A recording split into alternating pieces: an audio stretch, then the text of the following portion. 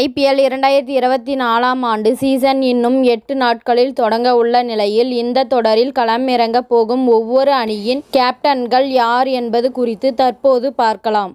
IPL கோப்பையை வெல்ல வேண்டும் என்றால் அதில் கேப்டனின் பங்கு மிகவும் முக்கியமானதாக இருக்கும். அணியை சிறப்பாக வழிநடத்தி யுக்திகளை சரியாக அமைத்து செயல்படும் அணியே வெற்றி பெறும். இதனால் மும்பை மற்றும் CSK மட்டும்தான் இதுவரை 5 முறை கோப்பையை கைப்பற்றியிருக்கிறார்கள். இந்த நிலையில் வரும் புதிய சீசனில் 10 அணிகளின் கேப்டன் யார், அவர்களுக்கு காத்திருக்கும் சவால்கள் என்ன என்பது குறித்து தற்போது பார்க்கலாம்.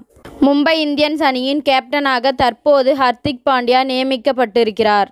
குஜராத் அணியில் இருந்து வந்திருக்கும் ஹர்திக் பாண்டியா ஏற்கனவே மும்பையில் ஆடியவர் என்பது ஒரு பிளஸ் பாயிண்ட் ஆகும். எனினும் ரோஹித் சர்மா நீக்கப்பட்டு அந்த இடத்தில் ஹர்திக் பாண்டியா வந்திருப்பதால் அணியின் சலசலப்பு ஏற்பட்டு இருக்கிறது. இதனால் அணி வீரர்கள் ஒற்றுமையாக ஒன்றிணைந்து விளையாடி வெற்றி பெற வேண்டும். நடப்பு சாம்பியன் சென்னை சூப்பர் கிங்ஸ் அணியின் கேப்டனாக தோனி இம்முறை களமிறங்குகிறார்.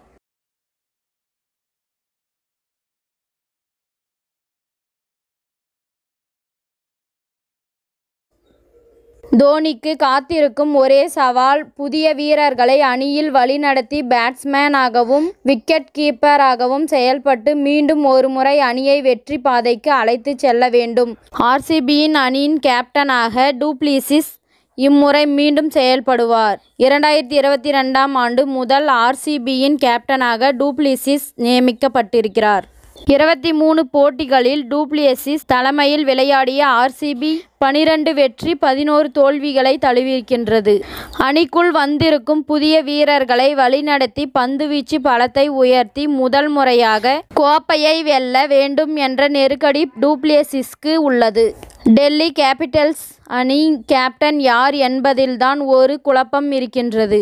கடந்த சீசனில் டேவிட் வார்னர் தான் கேப்டனாக இருந்தார். ஆனால் தற்போது ரிஷப் பண்ட் அணிக்கு திரும்பியிருக்கிறார். மேலும் அவர் விக்கெட் கீப்பிங் செய்யலாம் என்று NCA அதிகாரிகள் அறிவித்திருக்கிறார்கள். இதனால் டேவிட் வார்னர் இடமிருந்து தன்னுடைய கேப்டன் பதவியை இம்முறை பண்ட் பெற்றுக்கொள்வார். காயத்திலிருந்து திரும்பியிருக்கும் பண்ட் எடுத்தவுடனே இவ்வளவு பெரிய பொறுப்பை சமாளிப்பாரா என்று சந்தேகம் உள்ளது. கொல்கத்தா நைட் ரைடர்ஸ் அணியின் கேப்டனாக ஸ்ரேயஸ் ஐயர் திரும்பியிருக்கிறார். கடந்த முறை காயம் காரணமாக பங்கேற்காத அவர் இம்முறை வெற்றி பெற்றே ஆக வேண்டும் என்று வெறியுடன் விளையாடுகிறார். ஸ்ரேயஸ் ஐயர் இதுவரை 14 போட்டியில் KKR அணிக்கு தலைமை தாங்கி அதில் 6 வெற்றி பெற்று தோல்வியை தழுவியிருக்கிறார்.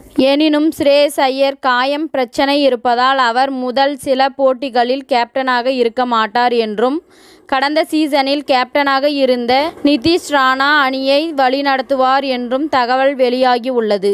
ராஜஸ்தான் ராயல்ஸ் அணியை பொறுத்தவரை சஞ்சு சாம்சன் தான் கேப்டன். இதுவரை 45 போட்டிகளில் வழிநடத்தி இருக்கிறார். அவர் 24 வெற்றி 23 தோல்விகளை பெற்றிருக்கிறார். அணியில் முக்கியமான வீரர்கள் இருந்தும் சில முக்கிய போட்டிகளில் சரிந்து அந்த அணி தோல்வியை தழுவி விடுகிறது. இந்த பிரச்சனையை சரி செய்வதுதான் சஞ்சு சாம்சனுக்கு மிகப்பெரிய சவாலாக இருக்கும். பஞ்சாப் அணியின் கேப்டனாக ஷிகர் தவான் இம்முறை களமிறங்குகிறார். இதுவரை 12 போட்டிகளில் அணியை வழிநடத்தி இருக்கும் அவர் 4 போட்டிகளில் மட்டும்தான் வெற்றியை பெற்று இருக்கிறார். இதனால் தன்னுடைய மோசமான கேப்டன்ஷிப் ரெக்கார்டை மாற்ற வேண்டிய பொறுப்பு தவானுக்கு இருக்கின்றது. சன்ரைசர்ஸ் அணியின் கேப்டனாக பேட் கமின்ஸ் நியமிக்கப்பட்டிருக்கிறார். 20 கோடியே 50 லட்சம் ரூபாய் கொடுத்து சன்ரைசர்ஸ் அணி அவரை வாங்கியிருக்கின்றது. பேட் கமின்ஸ் ஆஸ்திரேலியாவை கேப்டனாக சிறப்பாக வழிநடத்தி உலக கோப்பை வென்று கொடுத்திருக்கும் நிலையில் அதே உத்வேகத்துடன் IPL தொடருக்கு திரும்பியிருக்கிறார். எனினும் சன்ரைசர்ஸ் அணி அவருக்கு புதியது என்பதால் அணியில் உள்ள குறை என்ன நிறை என்ன என்பதை அறிந்து திட்டங்களை வகுப்பது பேட் கமின்ஸுக்கு சவாலாக இருக்கும்.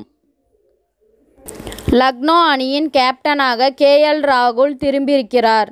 கடந்த சீசனின் போது ராகுல் காயம் காரணமாக பாதியில் வெளியேறினார். இந்த நிலையில் மீண்டும் கேப்டனாக திரும்பியிருக்கும் ராகுல் கம்பீரின் துணை இல்லாமல் எப்படி அணியை வழிநடத்த போகிறார் என்பது சவாலான விஷயம்தான்.